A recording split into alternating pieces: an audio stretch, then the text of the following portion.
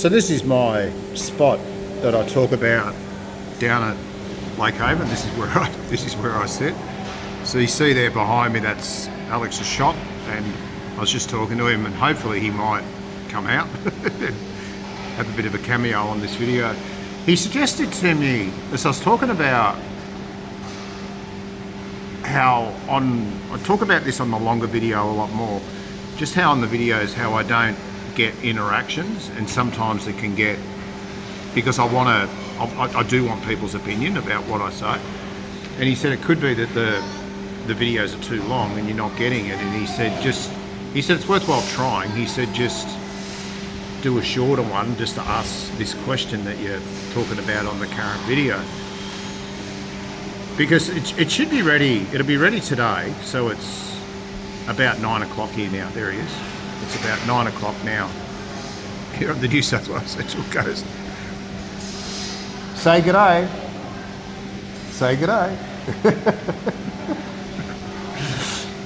It's now about 9 o'clock on the New South Wales Central Coast, and the video I was talking about Galatians 3:13 and how I'm seeing that word curse has misled me. I'm not saying the Bible's, well, the King James has misled me. The King James isn't misleading. The way I read it has misled me. Just the way it's worded, the curse of the law, and how I've been saying for a long time that the law is the curse. But no, it's the NLT where it says the law is pronounced by the curse. And then as I've been compiling that video, I've been talking to Copilot about this thing, about my understanding of it. And it's led me to a point where now I'm considering the question of whether you can lose your salvation. There's something wrong with my eye. I had drummers with it last night while I was sleeping. I felt like there was something in it. I think it's still no good. Now, normally these types of questions I don't entertain, because they're like, why ask that? Just make sure you don't lose your salvation. It's not something that needs to be asked. But doctrinally, when you come into it organically, it's now looking to me like it could be actually a crucial question. Because this chat with the co-pilot has led me to consider whether you can't lose your salvation, but you can lose inheritance. So just as you can't work your way into the kingdom, it's a gift, you can't work your way out. So where it's led me is to consider the difference between a gift and a reward. Because Jesus rewards every man for their works. He doesn't gift them every man for their work, because a gift is free, a gift is without any asterisk, any attachments. It's unconditional. A gift is unconditional, where a reward is given based on the work that you do. So I'm just doing this video now just to put it out there.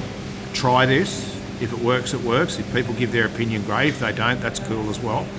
But just to put it out there, the question, is it possible to lose your salvation, so to be a son and then not be a son? So it's impossible for me now not to be my father's son.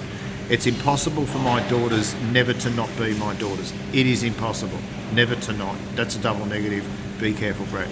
It's impossible for my daughters to stop ever being my daughters. It's impossible for me to ever stop being the son of my parents. I didn't work my way into that, and I can't work my way out of that. But the things that I do on the earth what I'm testing at the moment will affect your inheritance. And I think that's what we're getting in late Hebrews 11, where they wandered around in goat skins because they're trying to get a better resurrection. So the more we do on the earth now, the better quality our resurrection will be, and that's our inheritance. But we're never going to be disowned as sons. And then you go to parables like when Jesus is talking about the kingdom of heaven, and they're going to be thrown out into the darkness as there's going to be weeping and gnashing of teeth.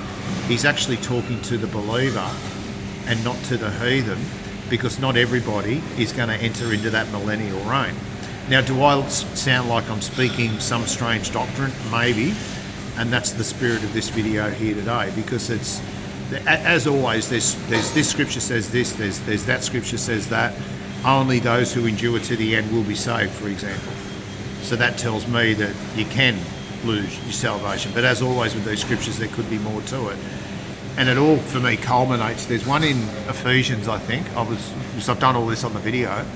There's one in Ephesians. There's one like Colossians 3. And the big one's 1 Corinthians 3:15.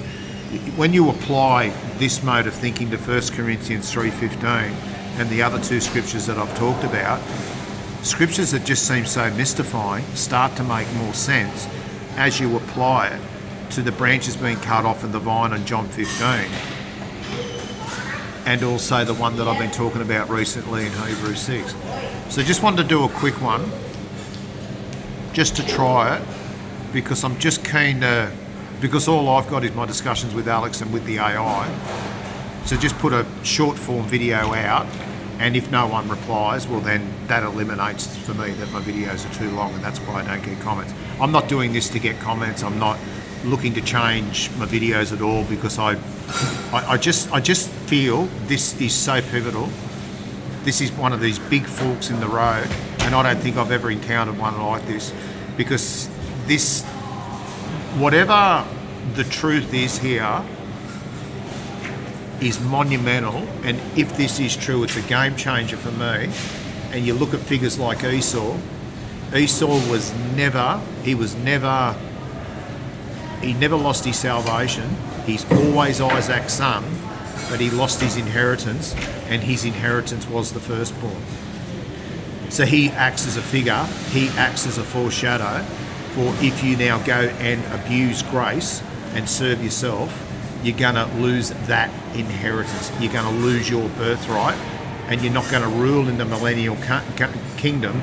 Those who are ruling in the millennial kingdom are going to rule you, that you come back in. That's something that I'm dealing with as well. And it all comes down to the lake of fire as well in Revelation 20. And you go, there's only two. There's those who are reigning in the millennial reign, and those that are going to the lake of fire.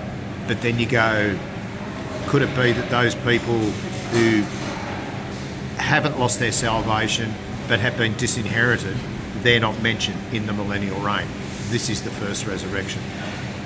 Just wanted to put it out there because I feel this is that monumental. Just wanted to put it out there just to see if anybody wanted to give their 2 cents. But I do go into this in a whole heap more detail on the video, which I hope will be out late today, early tomorrow.